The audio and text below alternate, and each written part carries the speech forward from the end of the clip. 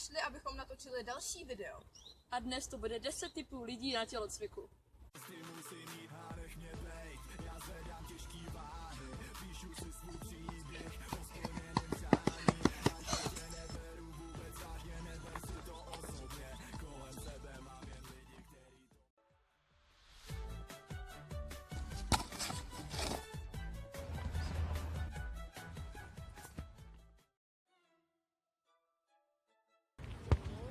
Nástup!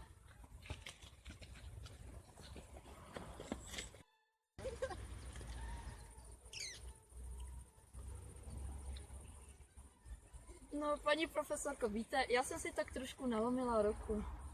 Co já s tím? No, nevím.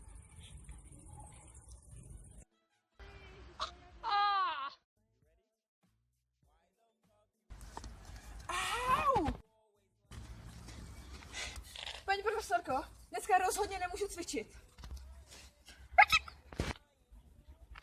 Paní profesorko, já mám kašel. Pozor! Ke mně ty a ty. Sem. Ty sem. Pojď sem. A ty sem.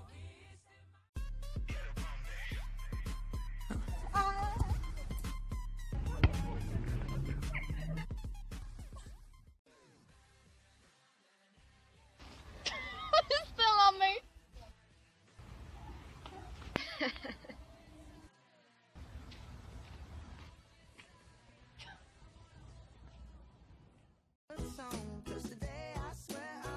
A mazej 2 kolečka. Co? Ještě mi nezasnula. Na co tělocvik? Co? Mě jsi sloupnula? Dneska vám to sluší. Pančelko. Děkujeme, že jste se podívali na to video. Můžete dát like, odběr, sdílet. A čau! Ahoj. Čauky.